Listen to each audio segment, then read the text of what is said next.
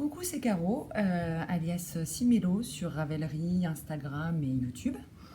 Je viens vous voir aujourd'hui pour une vidéo un petit peu différente, qui n'est pas un épisode de podcast en fait, puisqu'il y a quelques jours, semaines peut-être maintenant, j'ai été contactée par Germaine et Bernadette, qui ont un podcast, donc ce sont deux Québécoises, pour un tag tricot. Donc on a commencé à en voir passer quelques-uns. Et à mon tour en fait de me lancer dans ce tag, et je vais en profiter pour me présenter un petit peu parce qu'il y a eu quand même quelques nouveaux abonnés ces derniers temps, et je pense que c'est pas mal en fait de profiter de ce tag pour vous en dire un peu plus en tout cas sur moi. Donc ça, je m'appelle Caroline, ça vous le savez déjà. J'ai 40 ans un petit peu passé, de quelques mois. J'ai un garçon qui s'appelle Adam, il a 12 ans, et un chat qui s'appelle Obi, que vous voyez généralement quasiment dans toutes les vidéos. Voilà. Je suis passionnée par le tricot depuis un certain nombre d'années, et bien évidemment encore plus depuis que je suis tombée dans Ravelry, dans le tricot circulaire, etc. Donc ça doit faire peut-être... allez, on va dire 2 ou 3 ans. J'avais appris en fait à faire des renvers, des rangs droits avec ma grand-mère. Je sais pas, je devais avoir 18-19 ans, un truc comme ça. Et puis bon, après j'ai eu des vagues de temps en temps, quand il y avait une naissance dans mon environnement ou ce genre de choses. Je faisais un petit peu de layette, quoi, mais rien de transcendant. J'ai 2-3 pulls ou gilets rescapés de ma période tricot fil d'art, mais vraiment pas beaucoup, et je les mets jamais en fait. En fait, pour tout vous dire, ils sont à la campagne et c'est censé être mes gilets de secours quand j'ai froid. Et en fait, là-bas, même quand j'ai froid, j'y pense pas. Je les mets pas beaucoup. En revanche, ce que je tricote depuis que je suis sur Ravelry et que je tricote en rond, je crois que je porte absolument tout. Les seuls projets que je ne porte pas, c'est des projets que j'ai prévu de reprendre pour différentes raisons. Alors j'ai mon Old Romance par exemple, un gilet de Rory Lecatelli que je ne mets pas parce qu'en fait les épaules tombent, et je pense qu'il faudrait simplement que je reprenne un petit peu l'encolure derrière, et dès que j'aurai fait ça, je suis certaine de le porter parce que c'est un projet que j'aime. Je suis désolée, j'ai ma machine à laver qui sort, j'espère que vous l'entendez pas trop. Et puis je fais aussi de la couture depuis moi je dirais 3 ans aussi en fait à peu près. Je me suis fait offrir une machine à coudre par ma mère pour mon anniversaire. Et depuis, je ne me suis pas vraiment arrêtée. Alors j'ai des phases où je tricote plus que je ne couds, d'autres où je coupe plus que je ne tricote, mais enfin ça c'est quand même un petit peu plus rare. J'ai eu quelques fails en couture et pas trop en tricot en fait. Du coup j'ai un petit peu tendance à...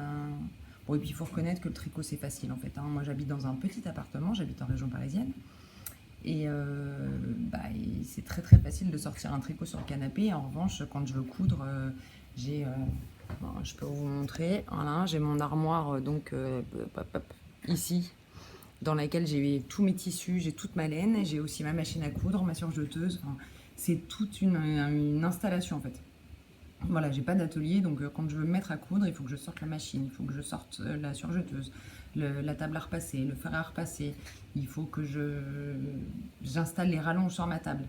Enfin bon, c'est tout un bin, c'est finalement, voilà, j'avoue que depuis que j'ai déménagé et que j'ai toute cette logistique-là à gérer, je couds un petit peu moins. Mais c'est pas un manque d'envie, c'est vraiment une question de logistique et de flemme un petit peu. Voilà. Donc ça c'est pour la partie présentation, et on va se lancer donc dans le tricot de Germaine, dans le tag tricot pardon, de Germaine et Bernadette. Je suis désolée, je prends mon téléphone, mais bien évidemment j'ai pas appris toutes les questions par cœur. Alors, première question, quel est l'endroit où tu ne tricoteras jamais?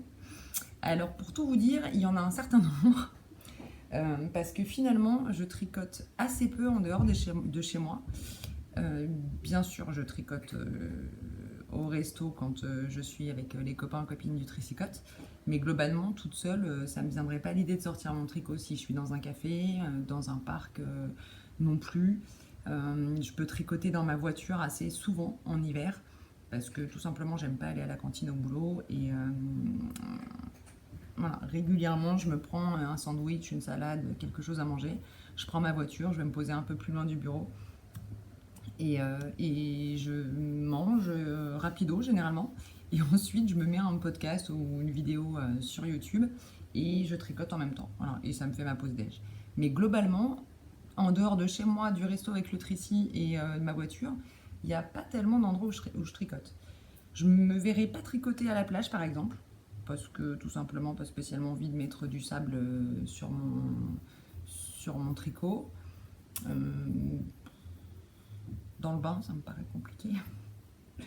Dans la piscine, évidemment, pareil. Mais globalement, je sais pas. Je pense que si j'étais en groupe, en fait, si j'étais avec mes copines du Tricy, par exemple, copines et copains, ou d'autres d'ailleurs hein, de tricot, j'aurais pas forcément d'appréhension à tricoter ailleurs, en fait, à l'extérieur. Mais toute seule, non, ça me vient pas l'idée, en fait. Donc bon, ça répond, je pense, quand même à la question.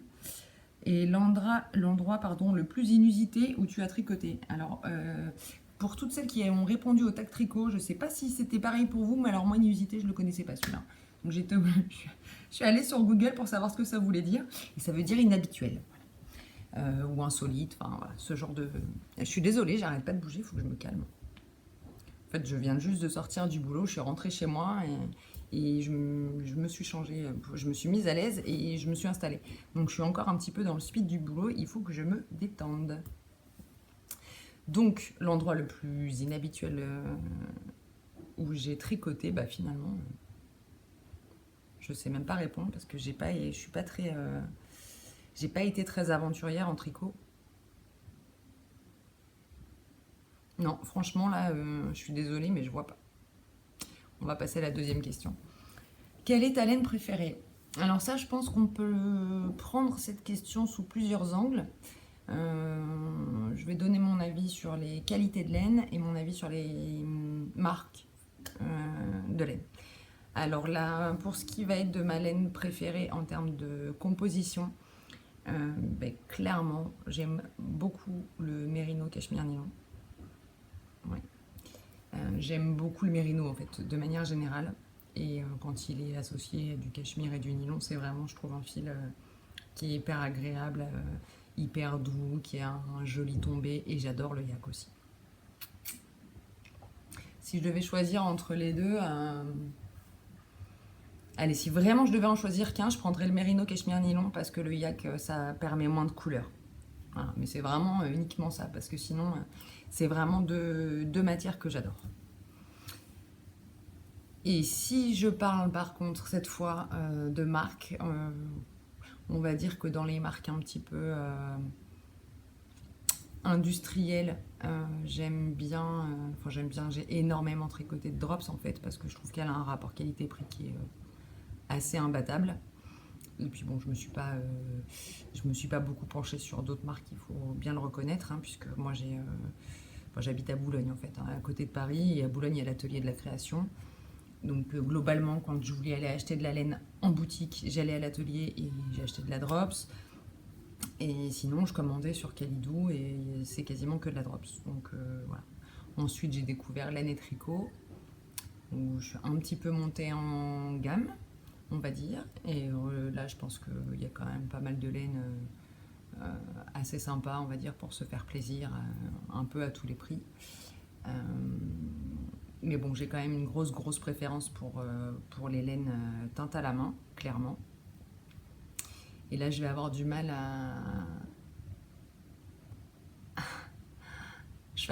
à départager, entre guillemets, deux, trois de mes teinturières préférées. Je vais les donner dans un ordre qui sera l'ordre dans lequel je les ai découvertes, d'ailleurs, parce que ce ne sont que des filles. Et comme ça, il n'y aura pas de... On ne pourra pas me dire que voilà, j'ai dit une en premier parce que c'est celle que je préfère. Non, c'est dans l'ordre de découverte. Ma toute première commande de laine teinte à la main, c'était chez Ludivine, Arcoiris Yarn. Je lui avais commandé des écheveaux de Dark Matter et de Bois Brûlé, qui sont devenus un pull secret d'Atelier Émilie et un gilet Pérido de Marie-Christine Lélec. Bon, bah Ludivine, clairement, j'aime beaucoup ce qu'elle fait, j'adore ses... Elle a un univers vraiment bien à elle, et régulièrement, je vais voir un petit peu sur son site les nouvelles couleurs, etc. C'est en tout cas, c'est ma teinturière préférée dans les laines qui sont... alors, chamarrées, c'est pas le mot, mais en tout cas, qui sont pas unies du tout. Voilà. Et dans les laines plus unies, ensuite, j'ai découvert donc la Féfil. Ça doit être, je pense, la première... oui, c'est même sûr, c'est la première laine teinte à la main que j'ai achetée en réel, en fait. Donc, c'était au Festival de la laine de Malakoff, si je ne m'abuse. Ou Clamart, je sais plus. En Clamart, je crois. C'était Clamart. Et je lui ai acheté donc des écheveaux de Mérino, et c'était dans la Barbe de Merlin et Abyss. Et j'en ai fait mon tout premier châle qui était le Good Vibes de Nadia Crétin-Léchelle. Voilà. Donc c'est pareil, c'est des laines que j'adore. La Féfil, de toute façon, si vous me suivez, vous le savez. Je lui achète régulièrement de la laine. Là, ces derniers temps, depuis qu'on est déconfiné, je suis allée la voir 2 fois à son atelier dans l'Oise. Voilà, donc voilà, j'aime son travail, j'aime ses couleurs, et j'aime aussi la nana. Voilà. Bon, de toute façon, on va être clair, j'aurais du mal à aimer le travail de quelqu'un que je connais un petit peu, mais dont j'apprécie pas spécialement la compagnie ou la personnalité. Là, il se trouve que les 3 dont je vous parle, allez, on va dire même 4, parce qu'il y en a une autre dont j'ai envie de parler, c'est des filles super. Voilà. La 3e, je pense que vous avez un énorme suspense si vous me connaissez ou vous me suivez un petit peu. Vraiment, vraiment, je pense que vous devez vous demander de qui je vais bien pouvoir parler. Mais bien évidemment, pour rompre ce suspense insupportable, je vais vous le dire, c'est Catherine de Madeleine et Philibert. Alors, Catherine, encore une fois, si vous me connaissez, vous savez quelles sont les couleurs que j'aime, c'est-à-dire le bleu, le rose, le gris. Bon, bah les bleus, les roses et les gris de Catherine, c'est clairement... voilà. Alors, les bleus de Cécile de la Féfil sont vraiment chouettes aussi, mais je dois reconnaître que chez Catherine, j'ai quand même... il y a quand même beaucoup, beaucoup de couleurs que j'aime beaucoup. J'aime beaucoup Catherine, j'aime beaucoup ce qu'elle fait, j'aime beaucoup ses laines, j'aime beaucoup, voilà, j'aime beaucoup tout. Je suis une fan de toute façon, Madeleine et Philibert, vous le savez, je crois, je ne trahis aucun secret. Voilà. Et la dernière dont je voulais vous parler, qui est alors une marque plus récente et que j'ai oh là là, 1, 2, 3, et que j'ai découverte cette année. Je crois que cette année, c'était la première fois que je lui ai acheté de la laine. Et je lui ai acheté du Mérino et du Mohair. C'était Monsieur Autoritaire, j'étais en train de chercher le nom, excusez-moi, qui est un très joli bleu, qui est devenu le gilet Elton de Rory Locatelli. Voilà. Et pareil, je trouve qu'elle a des couleurs, un univers, c'est hyper doux. Enfin, ces couleurs sont très très jolies. Et le point commun donc, entre Emeline de Yarnoline. Est-ce que j'ai dit au moins que je parlais de Yarnoline? Je crois même pas. Voilà, donc je parle d'Emeline, pardon. Emeline et Cécile ont vraiment des laines plus... En tout cas, les laines qui m'attirent, c'est des laines qui sont plus unies. Et Catherine, elle fait... c'est ce que j'appelle moi des faux unis, en tout cas. Et c'est vraiment... on va dire que les 3, là, Cécile, Catherine et Emeline, ont vraiment des couleurs... c'est complètement ma came, voilà. Donc je pense que chez les 3, je pourrais y aller n'importe quand et toujours trouver mon bonheur. Chez Ludivine, même si j'adore ce qu'elle fait, ça peut être un peu plus aléatoire parce que effectivement, il y a moins de vrais unis et que moi, c'est quand même plus ce qui m'attire au départ, le vrai uni. Donc quand c'est pas un vrai uni, il me faut un petit peu plus d'imagination et il faut que j'ai un projet associé, c'est un peu différent. Mais il n'empêche que j'aime beaucoup ce qu'elle fait et il y a des choses qu'elle fait que je trouve magnifiques, mais que je ne verrai pas pour moi. Voilà, c'est pas parce qu'on n'achète pas qu'on n'aime pas, déjà, et de toute façon, je n'en achète pas, enfin bref. Je passe à la 3e question. Quel est ton projet préféré? J'ai envie de vous dire celui que je suis en train de faire en ce moment. Je suis sur le Zweig de... J'ai un trou de mémoire. Il est juste à côté, donc je vais vous dire ça tout de suite. Je suis grave, moi. C'est Kathleen Hunter, je crois. Je vérifie quand même, parce que j'ai pas du tout envie de vous dire... Oui, c'est ça. Le Zweig de Kathleen Hunter. Je l'adore. Je l'ai commencé la semaine dernière et je suis complètement à fond dedans. J'ai tricoté... j'ai terminé une chaussette hier. C'était la première fois depuis que j'ai monté le Zweig que je tricotais autre chose. Et la seule raison qui fait que j'ai tricoté autre chose, c'est parce que j'avais oublié mon sac à projet dans la voiture et que j'ai eu la flemme d'aller le chercher. Voilà. Donc ça, c'est bon, un projet en cours, donc c'est pas terrible de choisir ça. Si je devais choisir dans ce que j'ai tricoté, il y en a quand même beaucoup. Hein. Il y a le Pigamon. Le Pigamon de Marie-Amélie Design, c'est vraiment... il est long à faire. Il y a beaucoup de choses à retenir. À gérer en même temps. C'est-à-dire qu'on a un moment, je ne sais pas si vous voyez lequel c'est, mais globalement, vous avez un espèce... En haut, là, vous êtes sur un empiècement, ça doit être du point de riz, je crois. Ensuite, vous avez un espèce de V, hein, forcément, si je fais ça. Vous avez un espèce de V qui vient comme ça, qui est en côte torse. Et sous le V, vous passez en point de semis, si je ne m'abuse. Alors, ça fait longtemps que j'ai tricoté, donc je vous dis peut-être une bêtise, mais globalement, vous comprenez l'idée. Et donc, vous avez des rangs, là, où vous faites à la fois du point de semis, les côtes torse, mais en gérant le V, donc avec des augmentations, des diminutions, etc. Et où là, vous êtes du coup sur le point de riz. Donc, c'est pas un projet simple. Il est entièrement en point texturé. Mais je l'aime d'amour, je le porte tout le temps. Il a été long à faire, mais la satisfaction finale est proportionnelle, je trouve, au degré d'implication qu'on a dans le projet. Et vraiment, je l'adore et je le mets. Alors, je le mets qu'en hiver parce que je l'ai fait en baby alpaga, autant vous dire qu'il tient chaud. Mais il est magnifique et je n'ai tellement pas été dégoûtée par le temps que j'ai passé sur ce projet que je compte m'en refaire un autre. Et ça, ce sera certainement cet hiver. Celui que j'ai fait, il est marron glacé un peu et je voudrais me le refaire soit en noir, soit en bleu marine. Je ne sais pas encore. Mais c'est sûr que je le referai. C'est vraiment un super projet. Quel est ton projet que tu as le moins aimé? Projet amour-haine. Alors ça, c'est... on va dire que c'est le projet que j'ai le moins aimé faire, mais il correspond parfaitement au projet amour-haine pour la simple et bonne raison que j'ai détesté le faire, mais je le mets tout le temps. C'est mon... Comment il s'appelle déjà? J'ai un trou de mémoire. Pardon, mon Like a Cloud de Rory Locatelli, qui est un gilet tout simple. En fait, c'est vraiment des rectangles. Vous avez un grand rectangle dans le dos. Ensuite, vous reprenez la moitié de votre rectangle pour faire un demi-devant. Pareil de l'autre côté. Vous rassemblez, vous descendez. Ensuite, vous reprenez les mailles pour faire les manches. Vous faites 2 tubes. Bon, à chaque fois, il y a des côtes à la fin, évidemment. Hein, des bonnes bandes de côtes, hein, d'ailleurs. Et en fait, c'est un projet super long parce qu'il est entièrement en point texturé. D'un point très facile. Hein. Mais alors, long à faire. Mais long.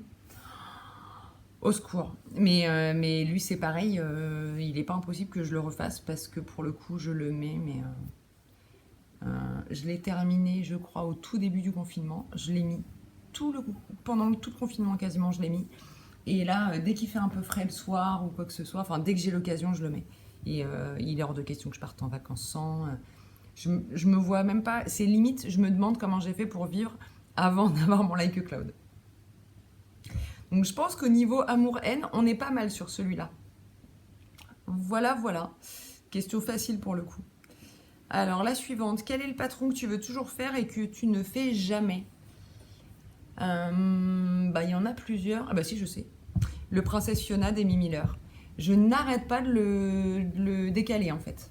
C'est un projet que j'aime, enfin c'est un pull que j'aime beaucoup. J'ai tricoté déjà un projet en plus un design d'Amy Miller. Et bon, c'était un design à plat et pour le coup le Princesse Fiona il est en rond, donc c'est même pas ça qui m'arrête. En fait, je pense que c'est pas un basique, mais presque. On va dire que la coupe est assez simple. Et il y a juste un petit peu de dentelle là, en triangle, en fait. Voilà. Donc, c'est pas un. Je pense que c'est un pull qui sera très facile à porter. Il est uni, donc c'est presque un basique, on va dire. Et à chaque fois que je m'apprête à le faire, j'ai la laine, j'ai tout, hein, je suis prête à le faire. Et à chaque fois que je m'apprête, où je me dis, allez, je finis ce projet-là et je le monte, bah il y a un autre truc qui vient, qui m'alpague, comme le Zweig, là par exemple, voilà, qui est passé. Alors lui, pour le coup, il est passé devant absolument tout, hein. J'ai tout mis en stand-by, j'ai tout posé, je sais même plus où sont mes autres projets, tellement celui-ci, c'est le grand amour pour le coup.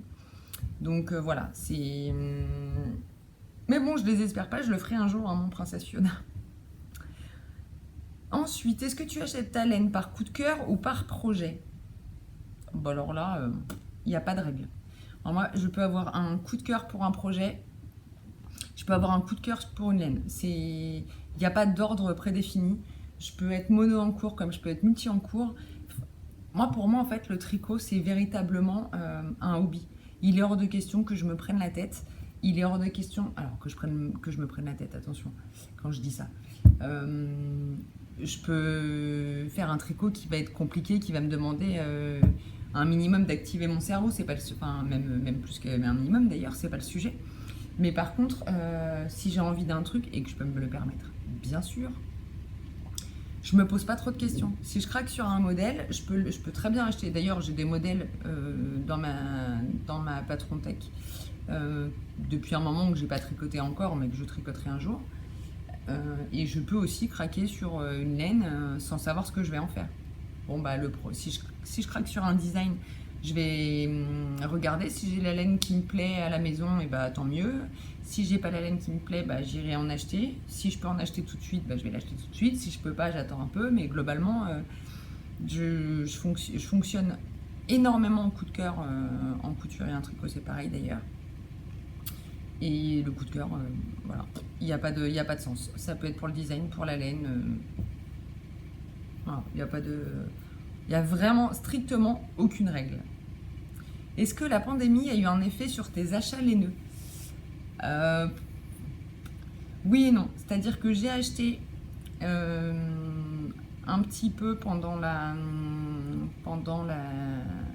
le confinement.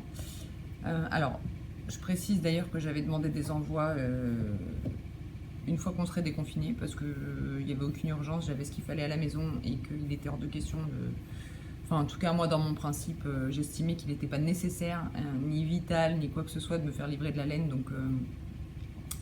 Donc j'ai patienté et j'en ai acheté, en fait, j'avais prévu d'acheter de la laine sur 2 festivals. Et du coup, j'ai commandé chez les teinturières à qui j'avais prévu d'acheter en festival. Voilà. Donc, un effet oui et non, c'est-à-dire que oui, j'ai acheté pendant mon confinement, mais en même temps, j'ai rien acheté que je n'aurais pas acheté dans un autre contexte. Voilà. Bon. Pourquoi aimes-tu tricoter? Eh ben, c'est mon yoga. En fait, il y a plein de raisons. Je suis assez contente quand, même très contente, on va pas se mentir, quand je porte un pull que j'ai fait moi et qu'on me dit ah mais il est trop beau ton pull, tu l'as acheté où? Acheté? C'est moi qui l'ai fait. J'adore. Ça j'adore. Je dois avouer c'est un truc assez sympa à vivre quand même. En revanche, c'est pas ce qui me motive le plus clairement. J'aime bien l'idée d'avoir du fait main dans ma garde-robe, ça c'est sûr.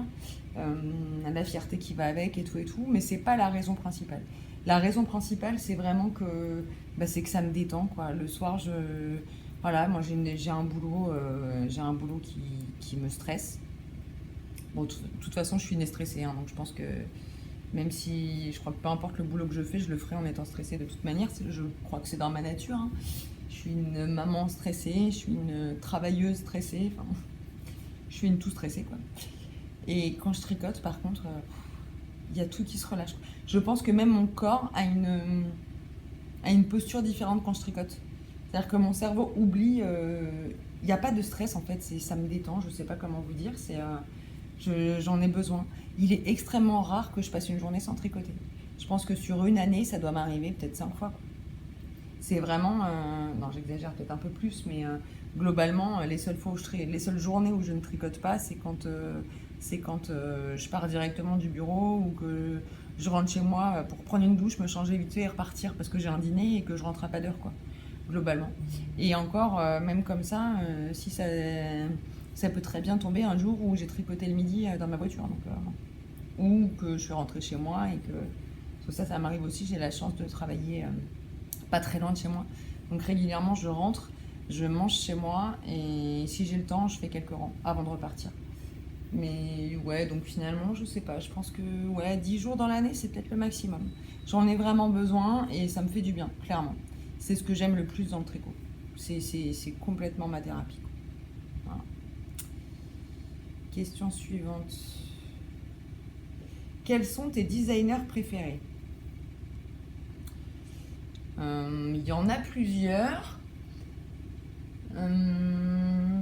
Alors, on va dire que dans les designers étrangers, bon, bah, vous avez compris, hein, en termes de gilet, je suis quand même pas mal Rory Locatelli.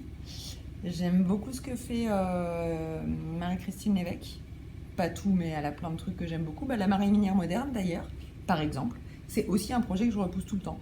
Pour le coup, que j'ai très envie de faire depuis très longtemps et que je n'ai toujours pas fait, alors que j'ai vraiment envie de le faire et j'ai vraiment envie d'avoir une marinière moderne dans ma garde-robe. Pour revenir à la question, je ne sais plus combien.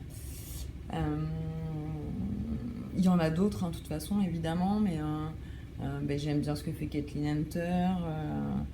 J'aime beaucoup ce que fait Isabelle Kramer, et j'en ai fait plusieurs d'ailleurs d'elle. Il n'y a pas énormément de projets d'elle que j'aime pas, en fait, soyons clairs. Et c'est la première designer en rond, entre guillemets, que j'ai testé. Ça a été mon premier tricot en anglais aussi. Quand je suis passée en anglais, en fait, pour la petite, pour la petite digression, le jour où j'ai voulu passer au tricot en anglais, parce que c'est vrai que quand on passe son temps sur Ravelry et que on dit non à tous ceux qui sont en anglais parce qu'on se dit bah non, je vais rien comprendre, c'est hyper frustrant. Et finalement, ce que j'ai choisi de faire quand j'ai vu qu'Isabelle Kramer avait beaucoup de modèles qui étaient à la fois en anglais et en français, c'est que j'ai tenté, en fait, j'avais déjà fait le Ravello une première fois, je crois, et je l'ai téléchargé en anglais et je me suis dit, je vais suivre la version en anglais et à chaque fois que je ne comprendrai pas, j'irai voir la version en français.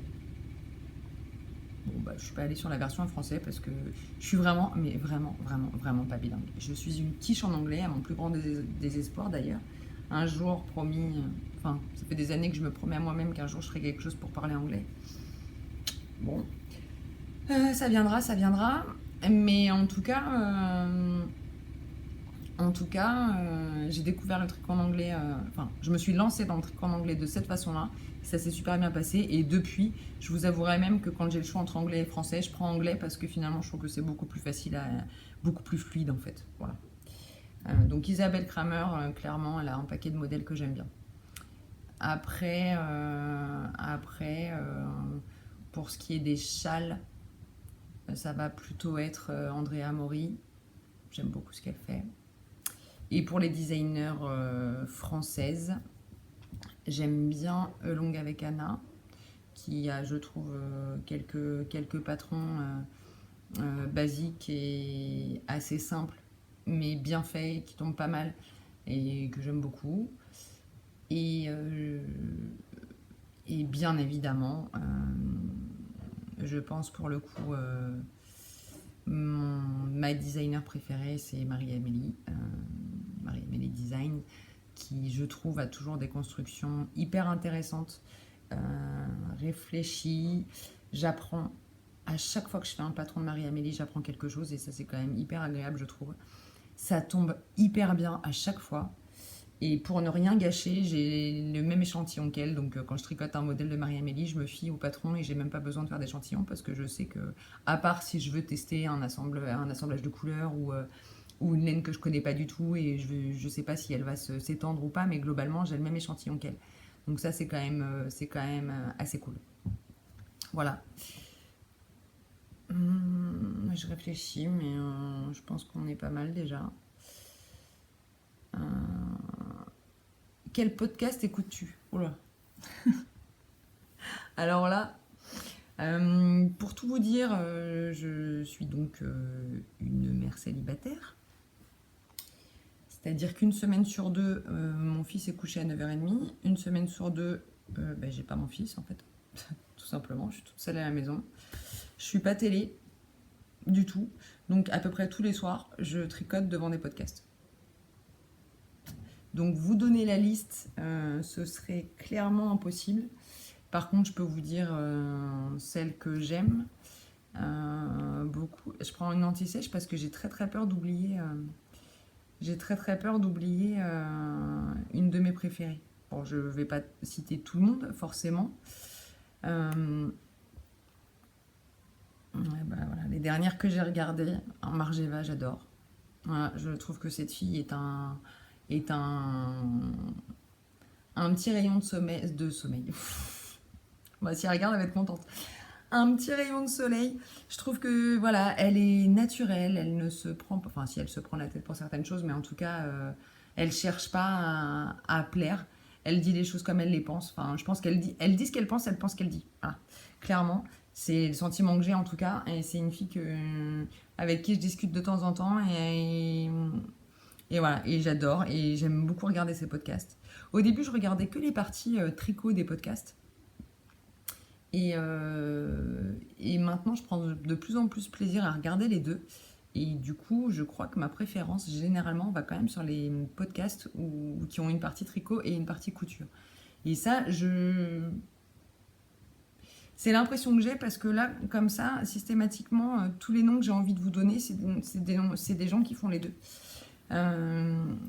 J'aime beaucoup, beaucoup, et à peu près pour les mêmes raisons, Cécile de Que font mes mains. Elle me fait mourir de rire, cette fille, j'adore. Il y a des podcasts un peu différents sur des filles que j'adore aussi et qui, je trouve, vont être peut-être un petit peu plus précises, entre guillemets, ou pointues, mais qui ont... non, c'est pas un mais, rien à voir. Le mot n'est pas juste. Mais Tricomonde de Sophie, par exemple, Lapin d'Alice, c'est des filles que j'adore regarder. J'apprends plein de choses. Je trouve qu'elles ont une façon d'aborder les projets qui est hyper agréable et qui est claire. On comprend tout de suite ce qu'elles veulent dire, etc. Elles n'oublient jamais de parler des constructions, des numéros d'aiguilles. Enfin, je sais pas, elles sont rodées. C'est hallucinant.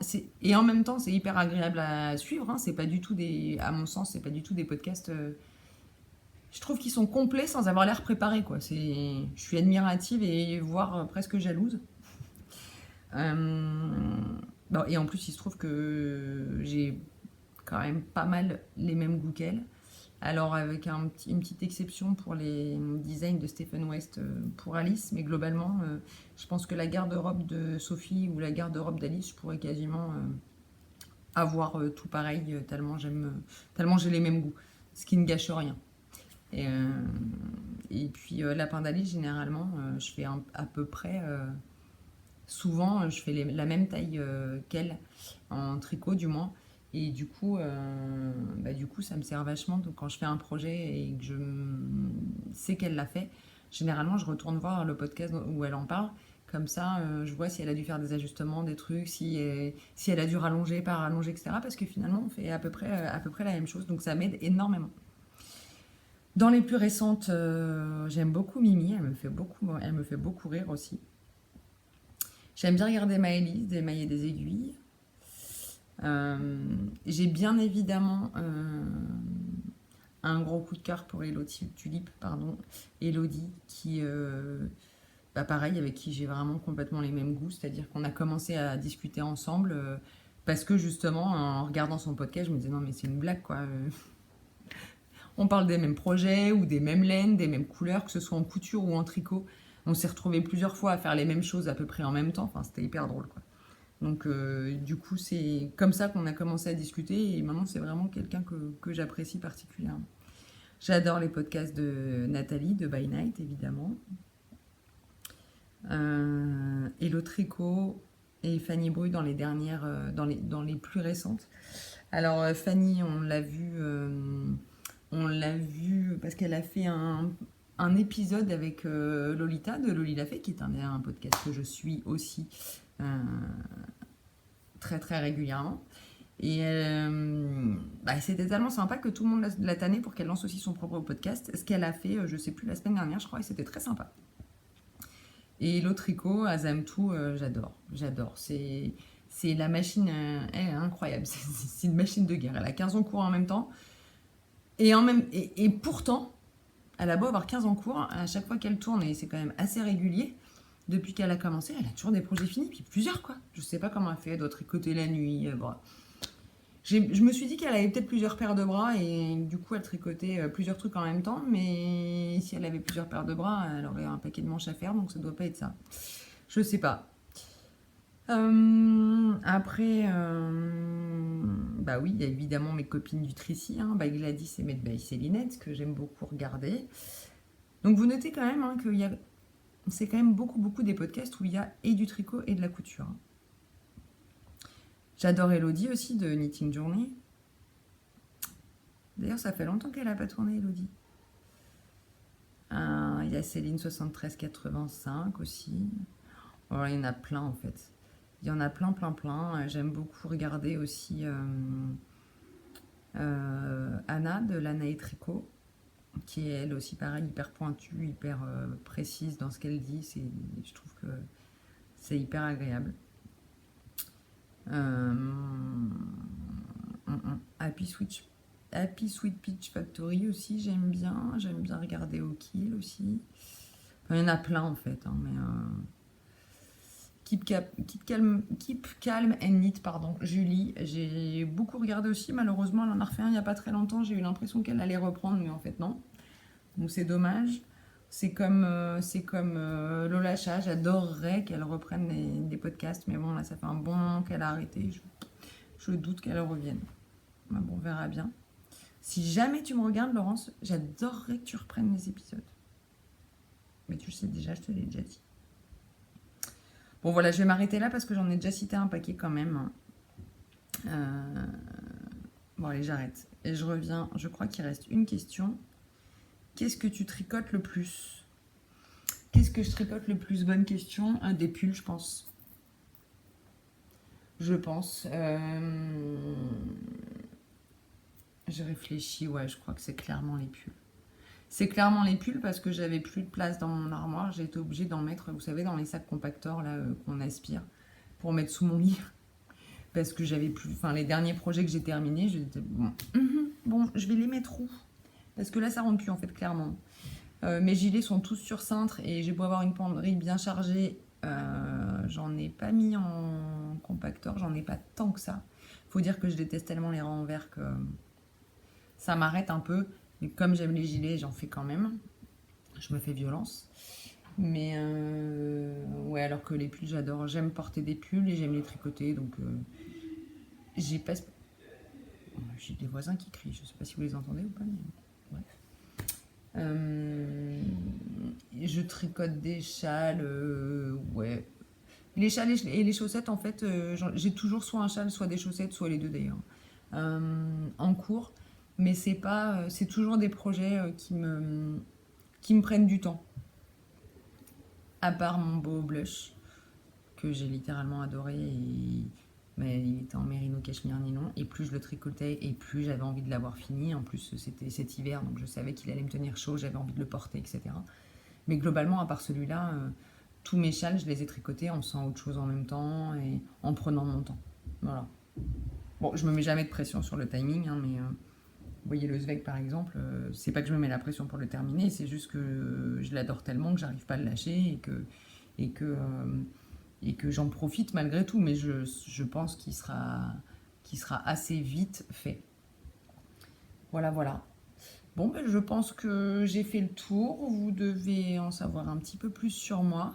N'hésitez pas à aller voir le podcast de Germaine et Bernadette qui sont aussi...